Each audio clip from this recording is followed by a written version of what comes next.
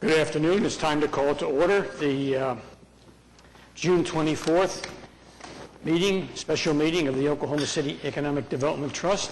First item on our agenda is to approve the minutes from the May 18th, 2016 Oklahoma City Economic Development Trust.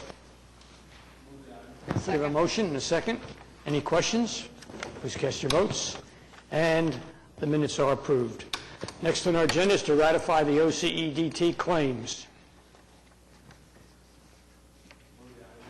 Second. We have a motion and a second. Any questions? Please cast your votes.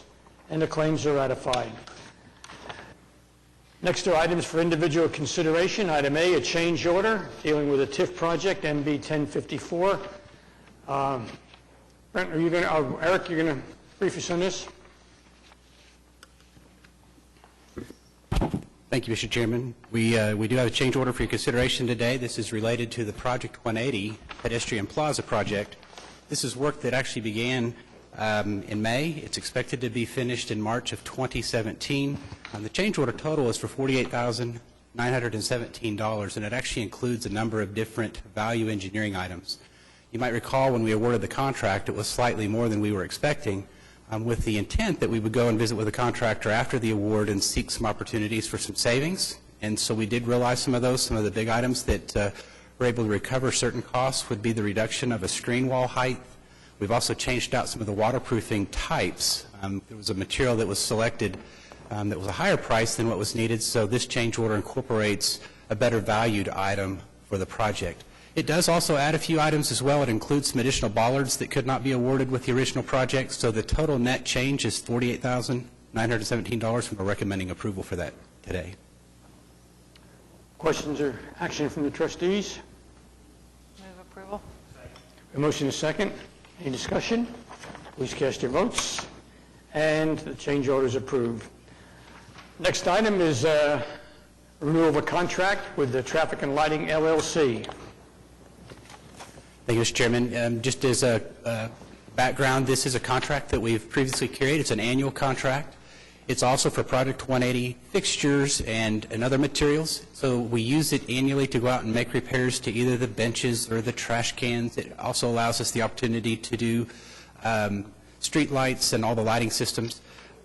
You'll notice on the memo that it says not to exceed $1 million, and that's not an allocation of money today. That's the maximum that could be spent in 1 year. The amount that was spent last year was $137,000, and those were just different line items that were as a part of this contract. And so we're recommending its approval for the next year beginning July 1st and going through June of 2017 next year.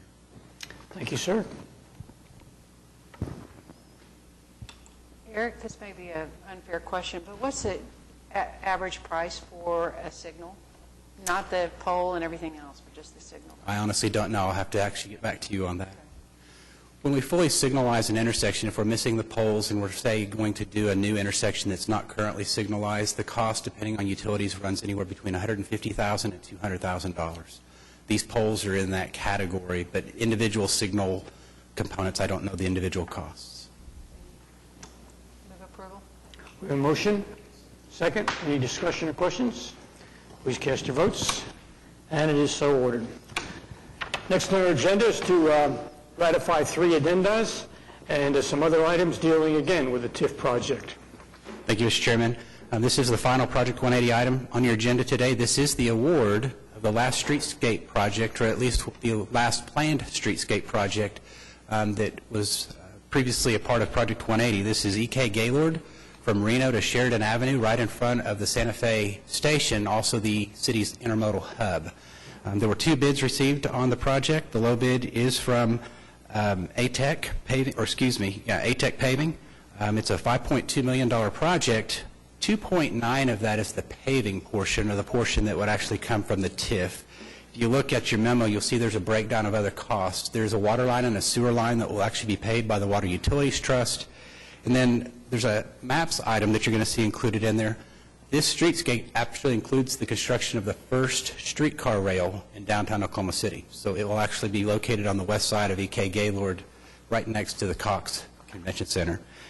But with that, I can answer any questions. The project is, again, a recommendation to award. It's in about a year's worth of construction to complete.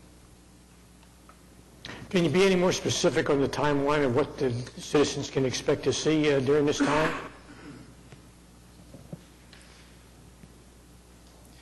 So we're actually going to start on July 15th.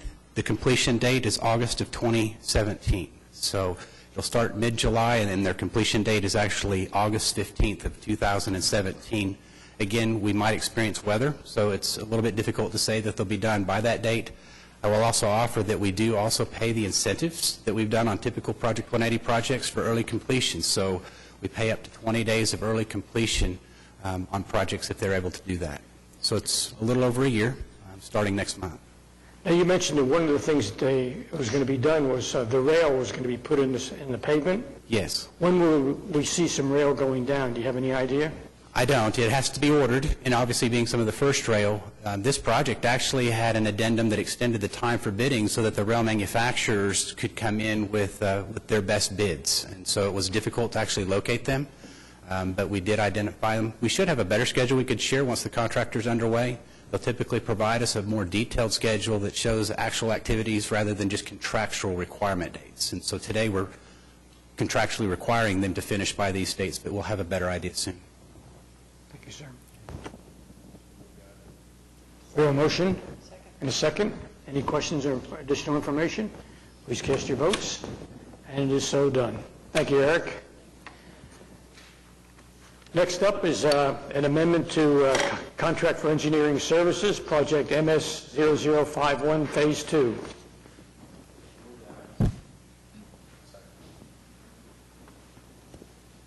I was just going to tell you, this is Phase 2, engineering services. We've already completed Phase 1 for infrastructure improvements in the Bricktown area north of Reno. One thing that we did in the Phase 1 is we went in and took down all the railings and sandblasted them and painted them.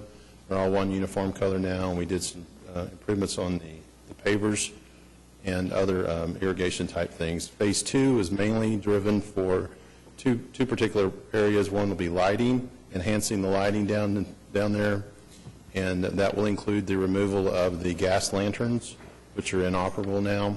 And in addition to that, we'll be looking at access points from the upper level of the canal to the lower. We have some elevators that are problematic at all times, it seems like. So we're working on that. We're trying to find a solution to that. So I'll be happy to answer any questions. What is the completion date? I will know more of that later. After this, we'll bring back plans and specs for you. I'm thinking it's only going to take probably 90 to 120 days. But then I'd have to yield to my friends in Public Works for a good answer to that. I'll get that to you, though.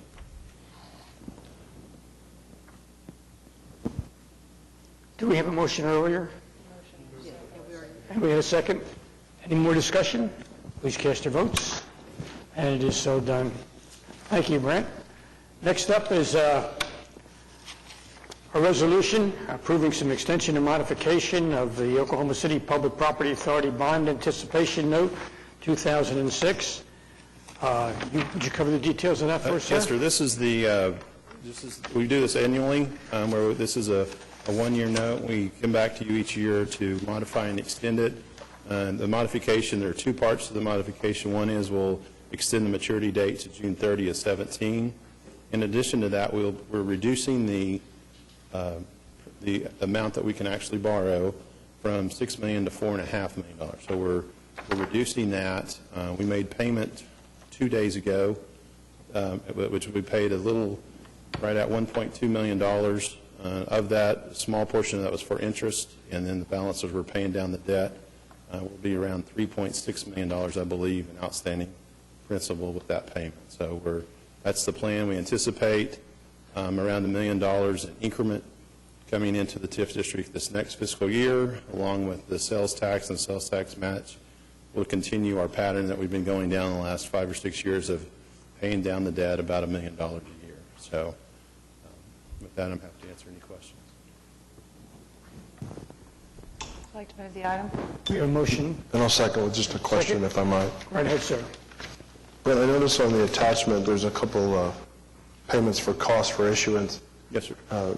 just an observation, those seem incredibly modest fees for the amount of, and this is not just a lawyer saying this, but for the amount of work that's involved and the detail that's required. I was just curious as to how we got such aggressive fees.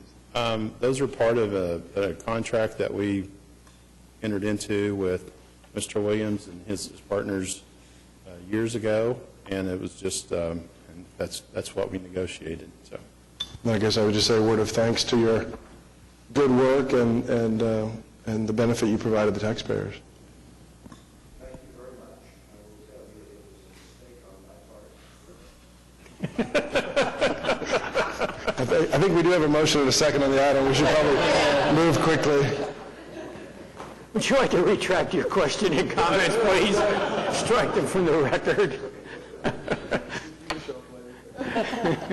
We had a motion and a second, I believe.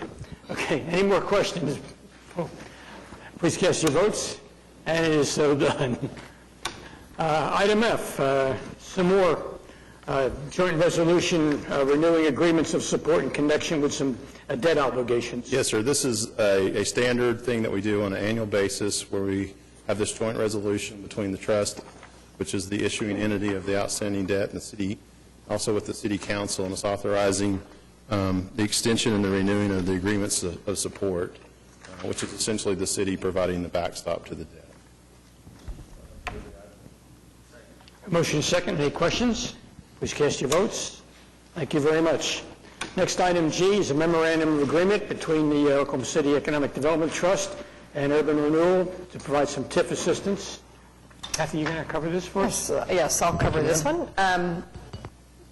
Several weeks ago, the TIF Review Committee approved an allocation of TIF funding to the Urban Renewal Authority to conduct land acquisition in the area around the new convention center site.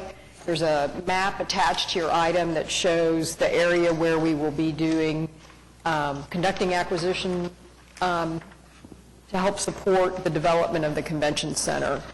Urban Renewal has been asked to do this acquisition work because some of these parcels could possibly be developed by a private developer. Others may become public parking, but we really don't know the mix, which will be which at this time. And so that's really the purpose of the item, and we will be using all the funds for acquisition, demolition of structures on the site, and environmental evaluation and assessment. Again, from my identification, Kathy, how did this money get to Urban Renewal? It will get to Urban Renewal under this agreement. So I don't know that it's necessarily a lump sum distribution. It's an allocation as we make expenditures. The city will provide us the funding for those. And the original source of the funding comes from the MAPS money? No, it comes from the downtown TIF district. Downtown TIF, thank you. No MAPS money. Not yet. We have a motion? Second, any comments? Please cast your votes. And it is so done. Next item is a professional services agreement between the Economic Development Foundation for community and economic development services for the fiscal year 2016 to 2017. Second. We have a motion and a second. Anybody like to make a comment or? No. Okay. Please cast your votes. And it is so done. Next is a amended and restated professional services agreement between the Alliance for Economic Development and Oklahoma City. Ms. Kathy. This is the annual agreement between the city and the Alliance. I think the only change that I would point out is that we did reduce the amount for additional services under the contract for the coming year in light of some of the budget issues that the city is going through. So the additional services amount is $100,000 during the current fiscal year. It's $130,000.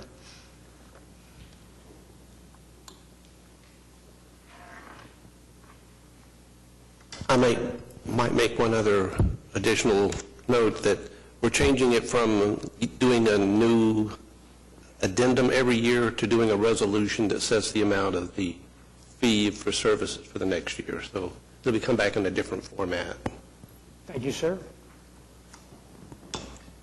Move the item. We have motion and a second. Any further comments or questions? Please cast your votes. Next item deals with the Myriad Gardens and our relationship with them for an annual fee. Yes, this item is the annual agreement that we have with the Myriad Gardens. There is a slight reduction in the amount of funding in this contract from the current year to the coming year, reduces the amount of the subsidy to, I believe, 46% of their total funding from the 48% that it is right now. And the goal that we're trying to get to is? 33%, I think, is the overall goal. Can you speak to the progress? Because I know your cover memo speaks to we're a little behind that milestone, but your thoughts maybe on when we get there? Yeah, I mean, I think they're making progress. One of the things that I think we struggle with every year is the amount of capital improvements that might be needed there and other factors that come into play that we then have to kind of adjust for in the next year's contract, for example. I mean, there are a few unknowns still, with the building and what the capital requirements might be, what their utility requirements would be. And so we see some shifts within their budget, but I think they're making progress, and hopefully we'll get to that 33% point soon. For those budget items that are more predictable then, would you say you're comfortable with the way it's trending? Yeah, I think so. They've actually, Brent and I have talked about this a little bit. They've had some savings in areas like utility bills or staffing and some of those kinds of things. So they definitely are managing their money well and trying to make progress towards the goal. Well, I'm thrilled it's working out. I think it's such a treasure, and I'm just really glad to see that the partnership is still supportive. Yeah, and I think we need to acknowledge that the level of programming and how staff intensive that is a really important part of why the Gardens is so successful now. So, we don't want to lose sight that we don't want to cut the budget so much that we lose the programming and then it becomes less well cared for or the programming is less successful. I'd like to move the item. Motion second. Any further comments? Please cast your votes. Okay, item K is the Economic Development Trust budget for 2016-2017. We had a presentation about this at the last trust meeting, so if there's any other questions or comments, Brent will be glad to answer them. But A very smooth handoff. Are there any questions or comments about the budget? Second. Motion and a second. Any comments or questions? Seeing none, cast your votes. Thank you kindly. Next up is a joint resolution between Oklahoma City and the Economic Development Trust approving the allocation of general obligation limited tax proceeds in the amount up to $500,000 for job creation. Brent, are you going to handle this one? No, my friend, Mr. Kurt Foreman. Okay. is going to.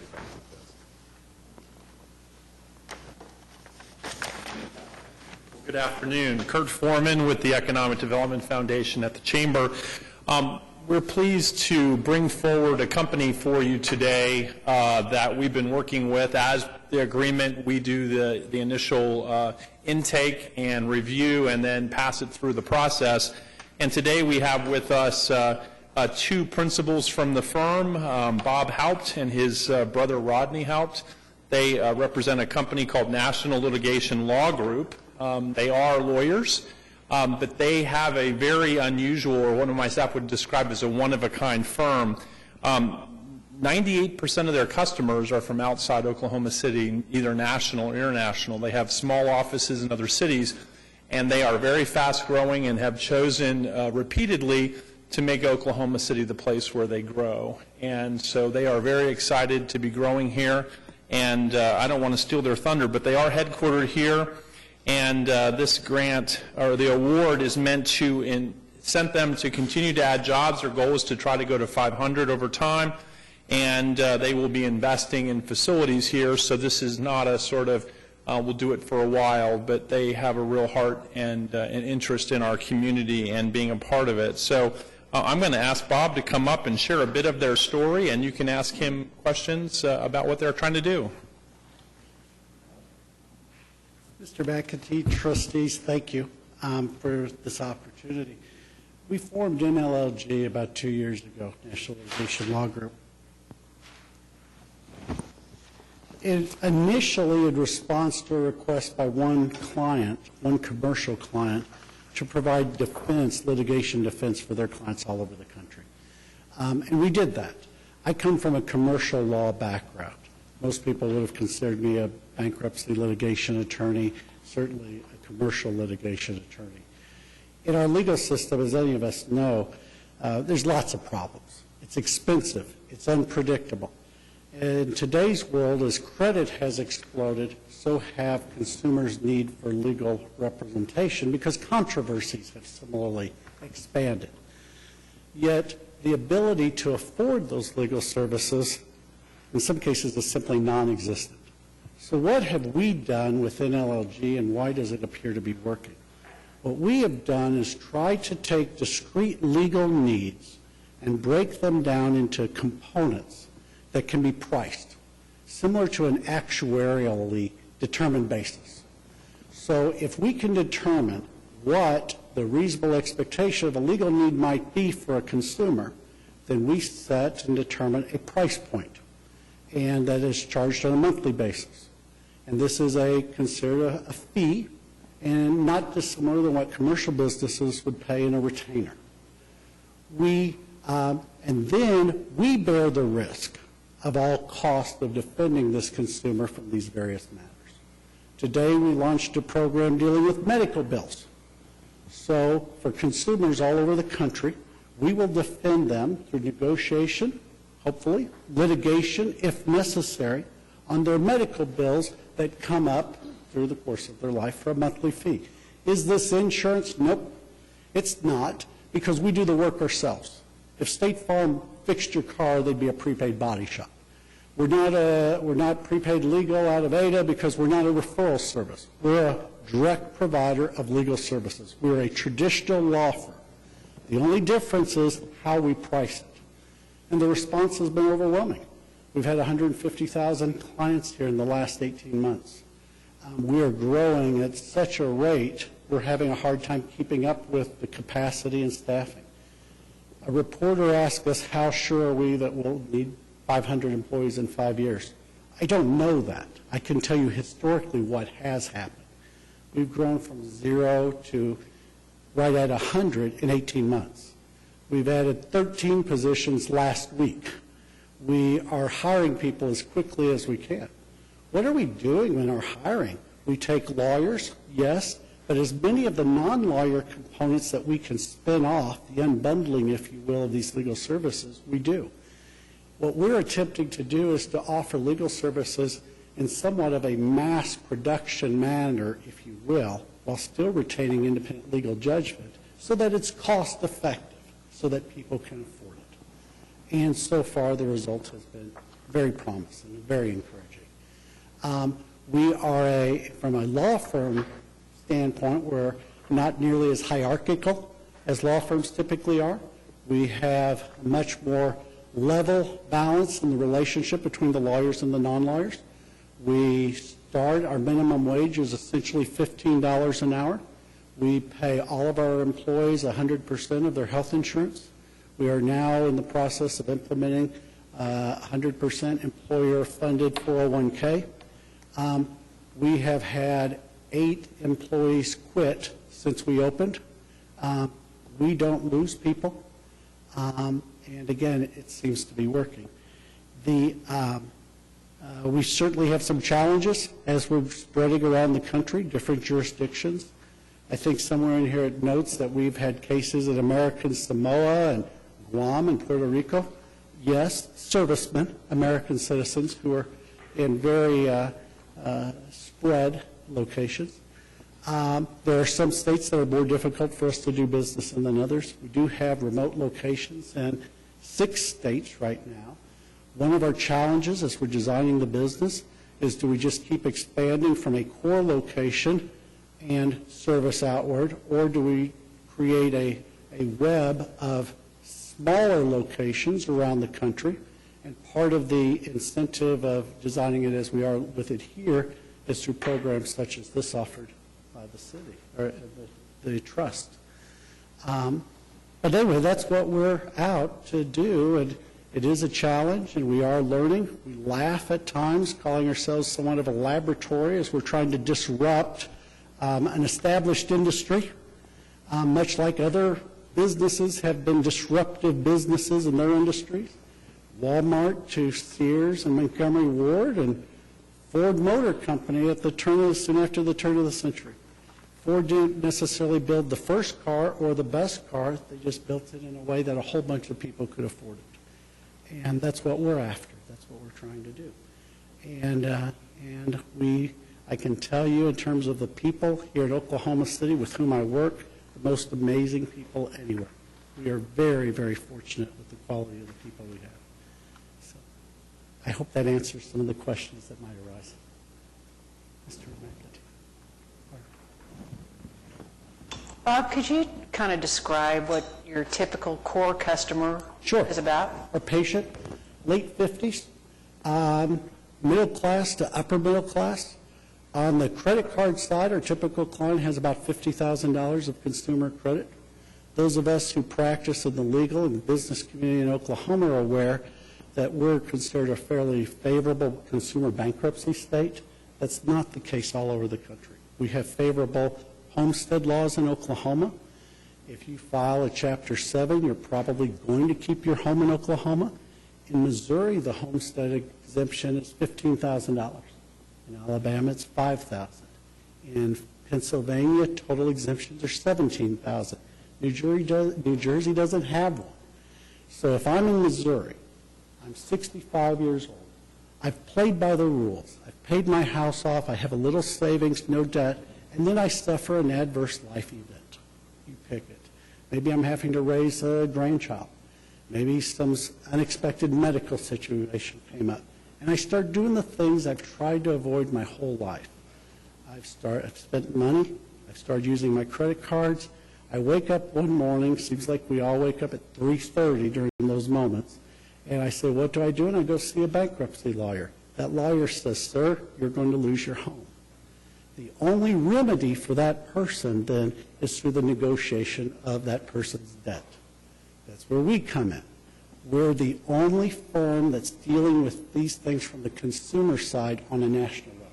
The creditors have lots of national counsel. They have lots of money. Because of our size, we're starting to see that we're able to compete back. We can start pushing back. We have lots of cliches we use. Carrots and sticks. Work with us and we'll give you a carrot, and if you're a jerk to us or our clients, we can hit you over the head with a stick. Or we can hopefully act like adults and work something out.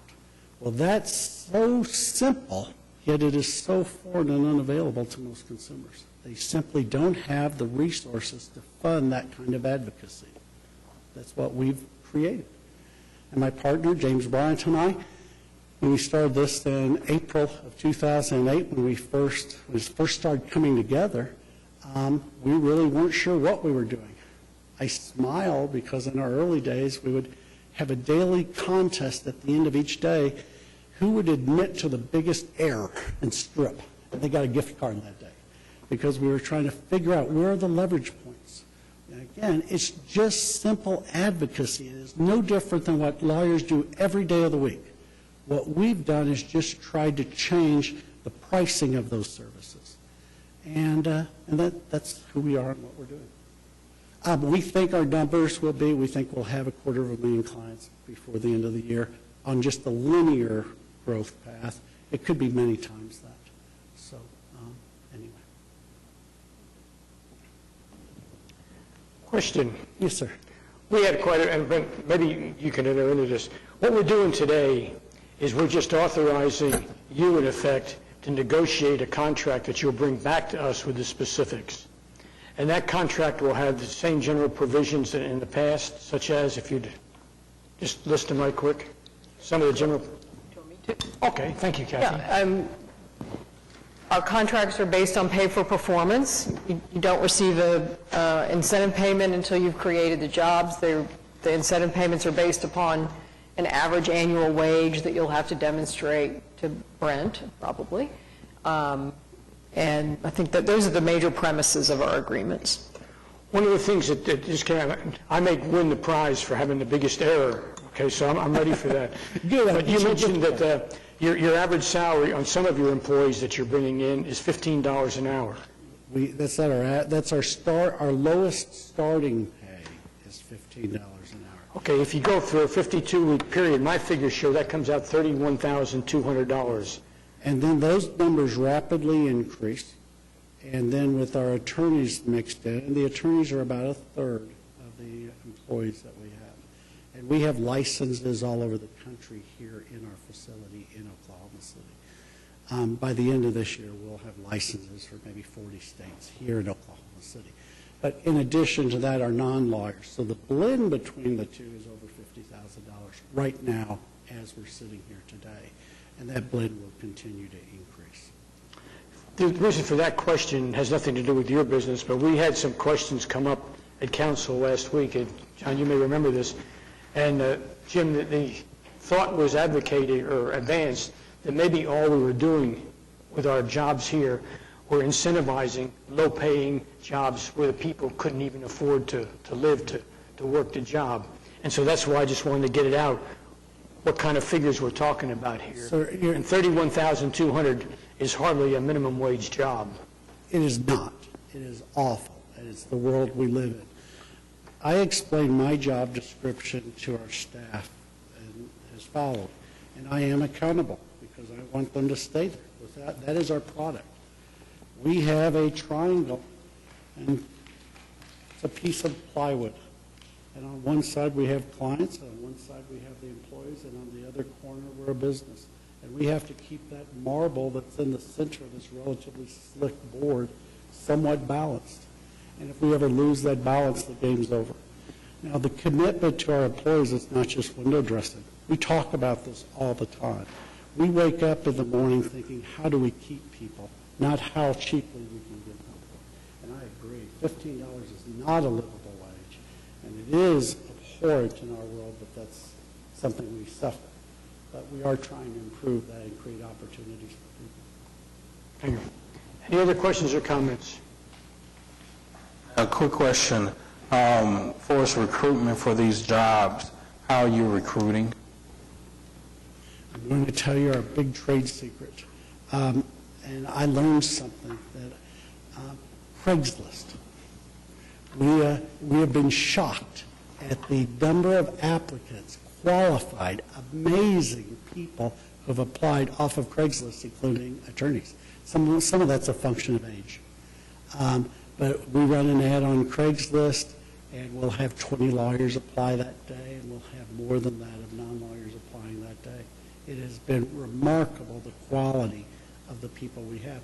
We do a couple other things, Mr. Pettis, that this seems maybe quaint, but this is important to us. We're not a retail law business where we have clients come in. And even if we did, I'm not sure it would matter. But we do some things differently. We really do not care about how old someone is, or their gender, or even in some cases their education, or orientation, or hair color. If you walked into our office right now, we've got some blue hair, and we have some neck tattoos. But I am not burdened by some of the traditional constraints that in the legal profession attorneys have.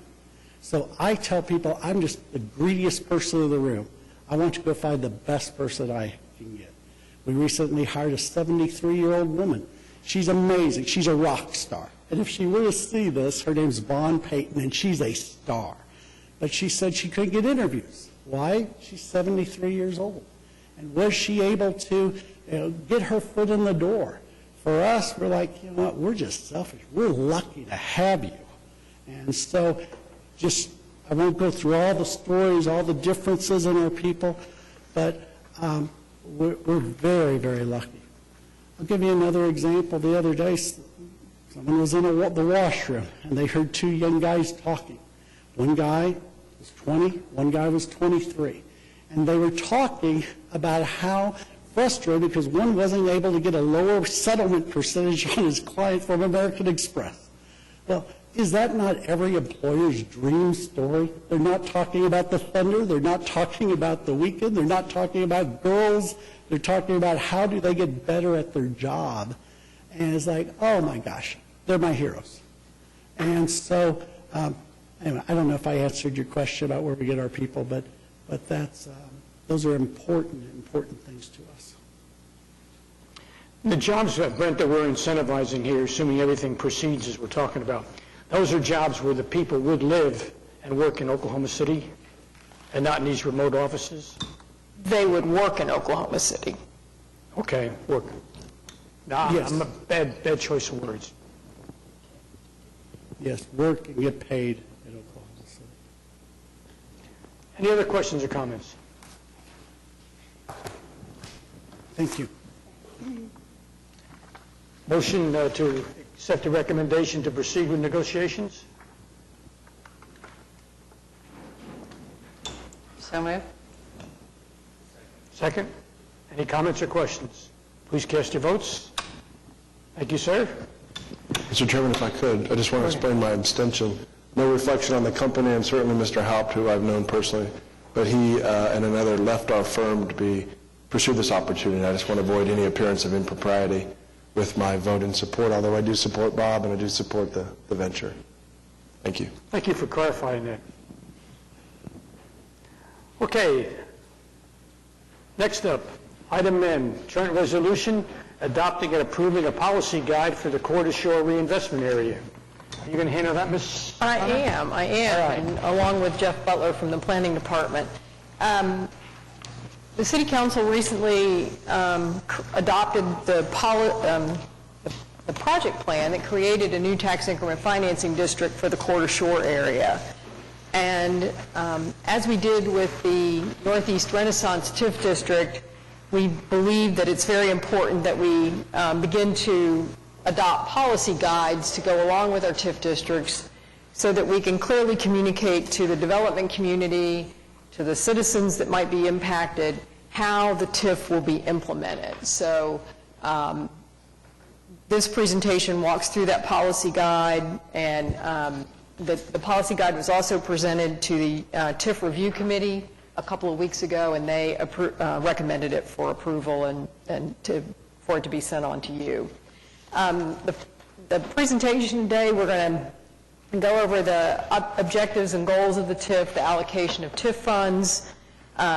This TIF policy is a little bit different than some of the ones we've adopted in the past. There's a financial eligibility component that projects will have to meet, but there is also a design and density set of standards that projects will have to meet. So our goal is to get a higher level of density and design in the Corder Shore area than would ordinarily be required under the city's downtown design guidelines. So in order to get TIF money, you're going to have to do a little bit extra to be able to qualify for an allocation.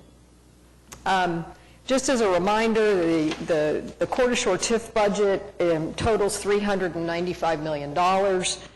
The major category is assistance and development finance, and that really these policies mostly focus on that category of expenditure in the TIF district.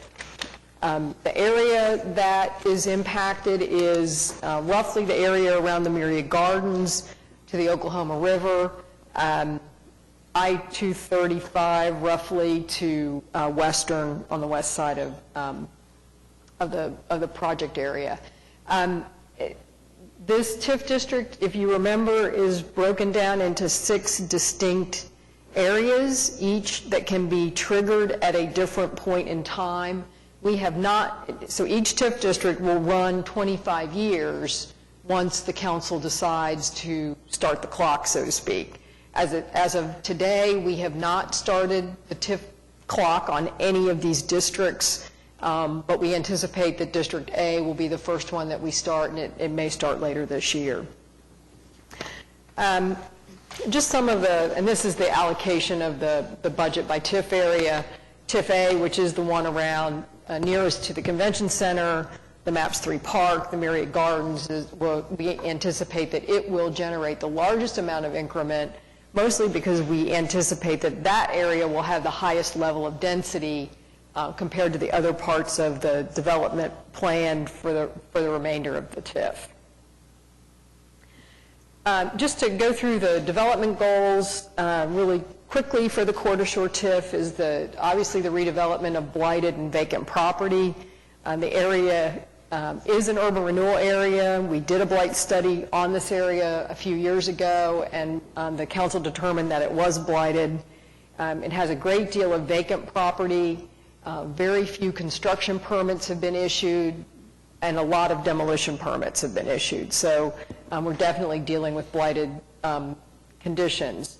One of the goals is to extend the central business district to the south to include the Myriad Gardens with high-density mixed-use development. We really would like to see buildings of mostly around that area. I think a minimum of 15 stories is what we're looking at. In some areas, the minimum will be 20 stories, between 20 and 50, so really adding more density, really changing the skyline around the Myriad Gardens and in the central business district. Connecting the central business district and the Myriad Gardens south to the new MAPS 3 Park and the Oklahoma River through a very active and engaging environment. The creation of opportunities for lots of housing, office, hotel, and retail space, especially as it's adjacent to the park, encouraging those active uses that will help support the operations and the programming in the park. And then leveraging the catalytic opportunities that are generated by the new convention center and the convention center hotel. Kathy, if I might ask a question. As regards opportunities for significant amounts of housing, office, hotel, and around the park, I've heard just anecdotally some criticisms or concerns about parking issues associated with the convention center, and I just wondered your thoughts. I'm sure are miles ahead of mine, but would we be looking for opportunities in and around that adjacent area where development may lend some type of public parking element in addition to their own use? Yeah, we are in the process of wrapping up a couple of different parking studies of the area.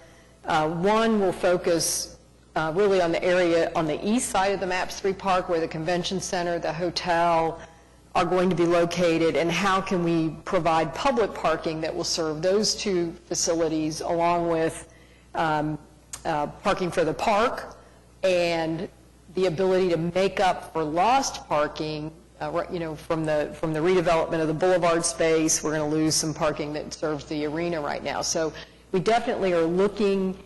Again, there's another parking study that looks at the broader area, even a bigger study area, and they all look for shared parking opportunities. Where can either the city or a private developer build a parking garage that could accommodate the needs of both the private development and any public users.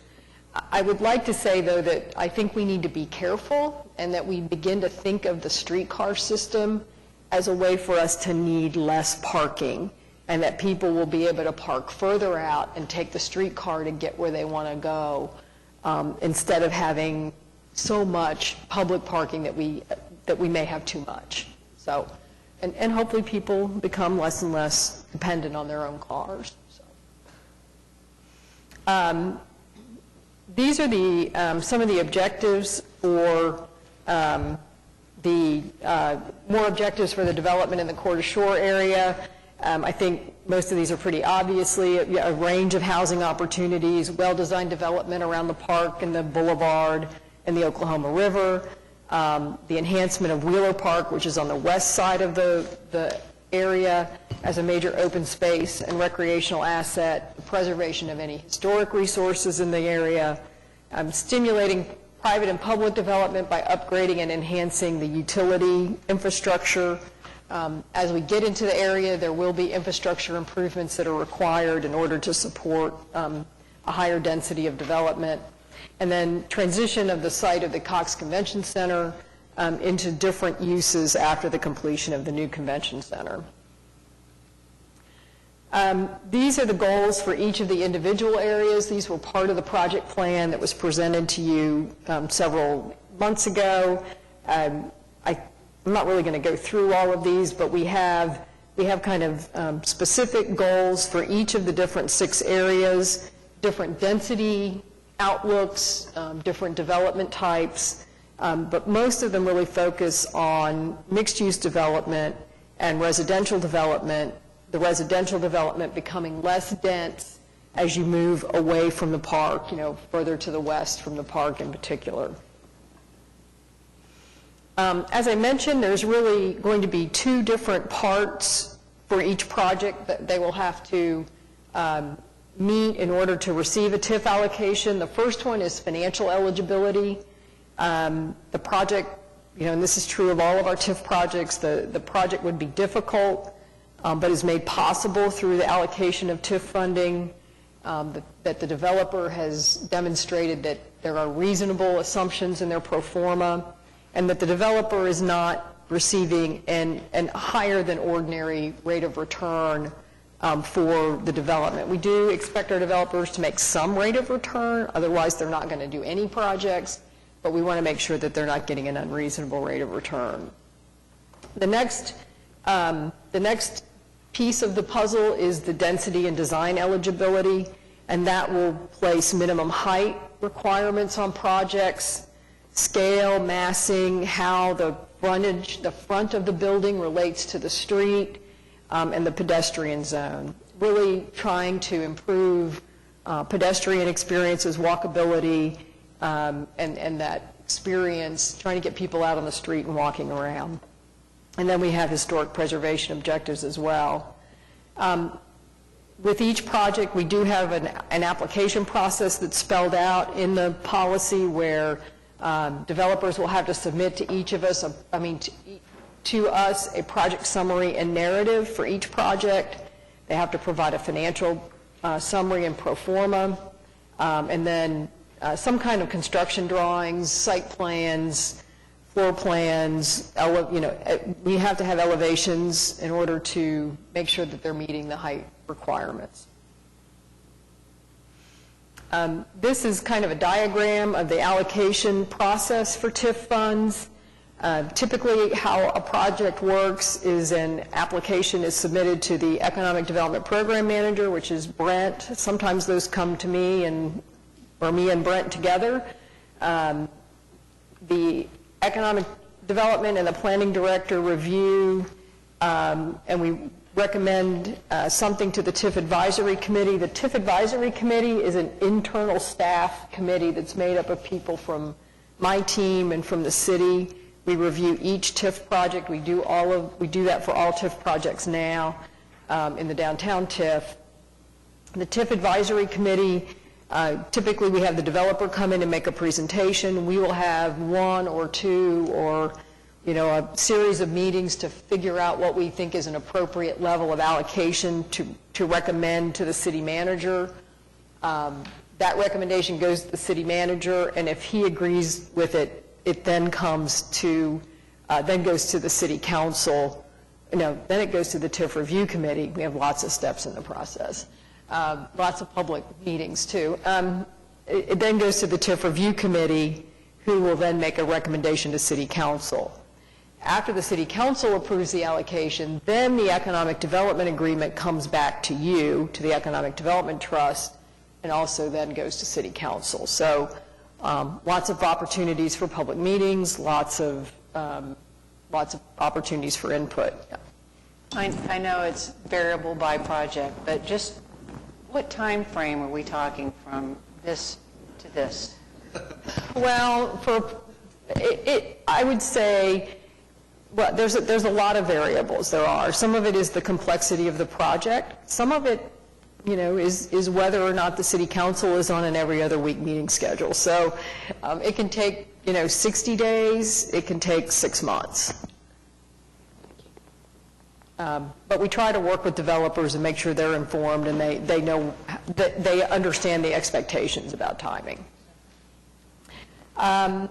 Just a quick question. Sure. In talking about timing for this Core to Shore, when the Core to Shore was birthed and there were a number of public meetings, some consultants came in and held some meetings, and they projected when they thought the Core to Shore would materialize.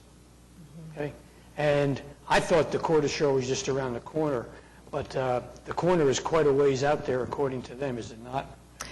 Actually, I think we will begin to see projects adjacent to the park and that will be like presented for us for consideration within the next year. Oh, that's soon. Yeah. I mean, when the Quarter Shore Plan was adopted, that was 2007, so, or maybe 2009. It's been a few years ago. So then it was a long ways away. That's almost 10 years ago now. So we're there. So we're creeping We're up there. on it. Yep. Okay. Yep. Thank you, ma'am. So the allocation guidelines for funding is that again, the project is difficult but made possible through the TIF allocation. The eligible amounts are supported by the projected incremental increases in property taxes that result from the project. The projects that are allocated TIF funds will be required to make a minimum tax payment or a payment in lieu of taxes for the life of the district.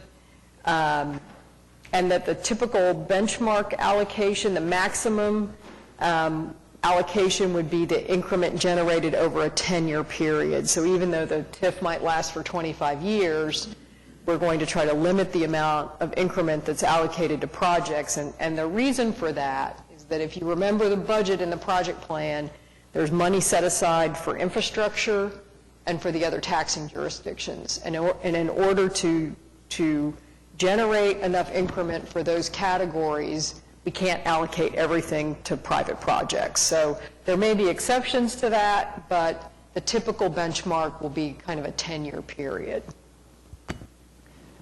The assistance will be provided in one of three ways. We will make what we call installment incentive payments, which means that once the project is completed, we will make an installment incentive payment back to the developer over a period of time. So let's say over a 10-year period, we'll make a payment each year. There may be a one-time gap incentive payment that's provided. And there may be the possibility of providing interest-bearing loans, which if you recall, we've begun to do that on some of the projects in the downtown TIF. We really will not be able to do the gap incentive piece or the loans until adequate increment is generated in the district to support those types of payments. Our goal is to, in general, not to have to borrow a lot of money under this TIF plan. There may be instances where we determine that we will want to do that to meet some public purpose, but that typically our preferred method of payments under this TIF plan will be the installment incentive payment. Let's see, these are some of the structures of the TIF. Again, a lot of this is provided so that the developers have an explanation and they can build that into their pro formas, and when they bring it to us, they understand what our expectations are. We can provide the allocation in a straight line incentive, an equal amount over a 10-year period, or we could stair step it. We could do a larger amount at the beginning and it declines over time. We also have a provision in this policy to allow for additional TIF allocations to help support affordable housing projects in the area. We believe that it's very important in the future for the city to begin to look at how we provide what's typically called workforce housing. And that's for people who have good jobs, they make a good salary, but rents are becoming so high, especially in downtown, where they can't afford a typical apartment. So we would be interested in looking at providing additional incentives to get the rents down and create that workforce housing. We have a series of exceptions that are outlined in the policy that can range from anything from financial structure issues to substantial costs to meet the design eligibility requirements, site constraints, maybe the cost associated with preserving a historic building, and then a process for how you go about requesting those exceptions. This part of it is, I'm going to turn it over to Jeff Butler, who's the Assistant Planning Director. We worked very closely with the Planning Department to develop this project plan and the design and density standards that are a part of it, and they've prepared a very detailed document that outlines those. Okay, so I'll take you through this last half of the presentation. So as Kathy mentioned, these types of requirements, the density and design standards, would be a requirement for anybody who received TIF in these areas. So it's kind of broken out into a few categories: general urban design criteria, building topologies, building frontage, which is kind of how the building relates to the street, that first floor, and the pedestrian zone, the space between the curb and the building line. And of course, all projects must meet all current zoning requirements. Looks like this isn't working after all. There we go. Was that you or me? So the general urban design criteria, there are several. I'll just point out a few, but the massing is important for the towers. Both we need a certain height, as Kathy mentioned, and also stepping it down, stepping the form of the building down to maintain adequate light and so forth in the area. Special design prominence applied at corners, at major intersections. We really want to be cognizant of what is highly visible and make sure that looks appropriate and functions appropriately. And the blocks, we're also interested in the blocks and connectivity. Looks like it went back.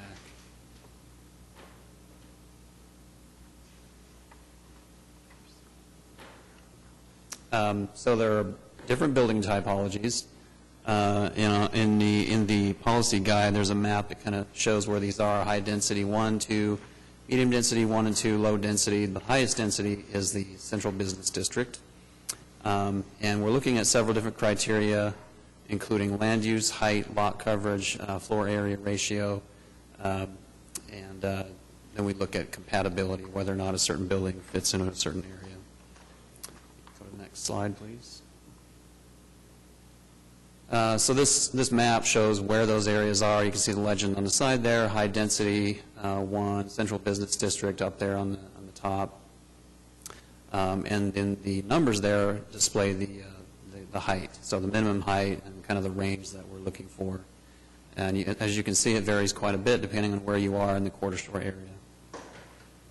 Next slide, please. So this is just an example from the policy guide that kind of shows you. If you look on the left there, you'll see under the target build-out the 10 minimum stories for this particular area, and also kind of what types of buildings might be appropriate. Same deal here, but this is for the medium density area, so a little bit lower. So in this case, we're looking at 3 stories for a minimum. Additional height or scale and massing design criteria. So there's a primary and a secondary portion of each structure. The primary structure needs to meet the requirements outlined in the policy guide. The secondary structure, not necessarily, but it does need to meet the ordinance, design ordinance requirements. Go to the next slide. Here's just a couple of examples, different ways we can do things. Either of these would be okay. Primary versus secondary structures. So in other words, you don't have to build the entire site to the height requirement. Historic preservation is of course important in this area. There are quite a few historically significant structures, although they are rated differently. Some are more important than others, and we've gone ahead and done a little, I guess, assessment on that. So the preservation priorities, there are a few buildings that are just really high priorities, and those, if you're not, essentially you have to preserve those buildings in order to receive TIF. Number 2, the integration facade preservation is not quite as high a standard, but you still can't get, if you were to propose demolition, you would need to have approval in order to receive TIF funds. And then finally, the adaptive reuse, those are the of lesser import, and they're encouraged to reuse those somehow, or the elements of the buildings, but TIF isn't really contingent on that. So here's just a quick map of where these buildings are. As you can see, they're scattered throughout. There are some high priority buildings down near the lower park one up near the Upper Park. So last couple slides just kind of show how a developer might be able to accommodate the historic structure into a development. You can preserve the facade, for example, and still have quite a bit of flexibility in what you do with the building, as shown here. Or you can essentially preserve the building, restore. There's still some flexibility, but the important thing is that we're maintaining the historic character to the extent we can. And finally, integrating certain historic elements, again, to the extent possible. It's just another way of doing it shown here. And I think that, yeah, that's it. I'll turn it back over to Kathy unless there are any questions for me. Okay. I do have a couple questions, if I might, Mr. Chairman. And maybe we'll start, if you don't mind. First of all, a word of thanks and compliment to the planning department, apparently, and Kathy, your team, and really a lot of city effort for years that's gone into the amount of forethought. It's really impressive, so I'm thankful for that. Just wanted to confirm, first, a general thought. The policy guides, and these are really only for those that are seeking TIF allocations to assist with their project, right? What, beyond that, what thoughts does the city have to make sure that the rest of the area is consistent as the guidelines would suggest? Good question. So of course, there's the existing code, and there's some design districts within downtown, depending on where you're at, that help to guide height and massing and so forth. We're actually kind of examining those right now. The other thing is the downtown development framework, which this policy guide is based on, so it looks really similar if you've seen that. That framework we're in the process of, I guess, implementing by putting it into our code. So there are those efforts that are underway. We've been doing a lot over the past few years to make sure that the downtown area and Quarter Shore area builds out like is envisioned. We think we're well on our way to doing that. So, and again, this goes over and above the DDF, the Downtown Development Framework, a little bit. So if you want to, or I should say the minimums do. So if you want TIF, you need to, I don't want to say go the extra mile, but it needs to be a good quality project. Okay. I noticed some references to maintain alleyways and some of the, I guess, existing build-out. Is that to preserve the amount of infrastructure that's in place in terms of surface roads and issues like that? Partially, it's also to preserve the urban form that we have, the alleyways and the grid that we have makes for a nice urban environment. It also alleyways allow surface access, which makes the urban design along the streetscape, it makes it able to be much nicer. You don't have, loading docks and so forth. You can use those alleyways in that manner. And I noticed several points about pedestrian zones, and I assume, where would the consideration be for cycling safety issues that are that zone between sidewalk and roadway, maybe? For cycling, did you say? Yeah.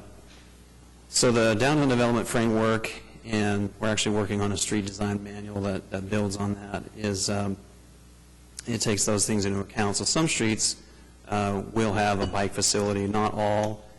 Some will have shared facilities where they'll be in with traffic. Some will have a separated bike lane. The city's actually working on some demonstration corridors right now. You'll probably see some things on the ground here in the next few months. But that planning process is ongoing to identify which streets will and won't have bike facilities. Of course, the ideal or the vision is to make every street as friendly as possible to cycling and, of course, pedestrians.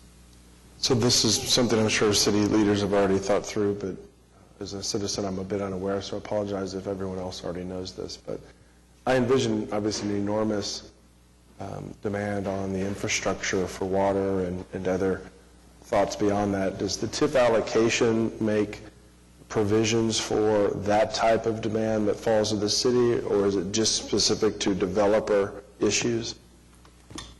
In the budget, there is an allocation for infrastructure, so we recognize that there may be instances where we need to go in and make an infrastructure improvement that's more district-wide or, serves more than one property.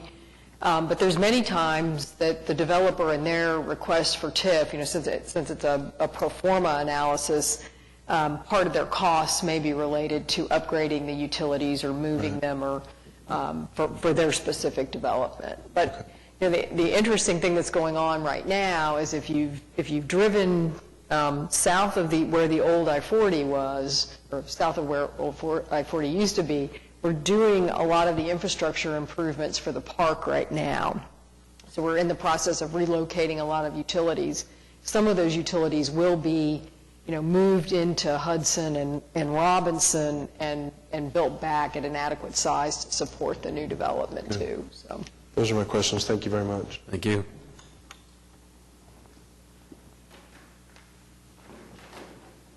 just the next steps is that this will go to City Council on July 19th, and that's really all that I had.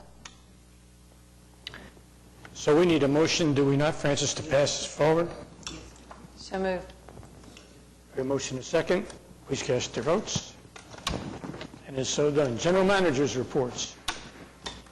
I think the only thing that I would say is that the report is through the end of the month of May, and through that time, the Outlet Mall is continuing to perform very well. They've exceeded their target for this period by 3.79%, and they're above last year by 4.3%. So when other areas of Oklahoma City's sales tax may not be doing as well, the Outlet Mall still continues to be a great addition to our retail amenities and revenues.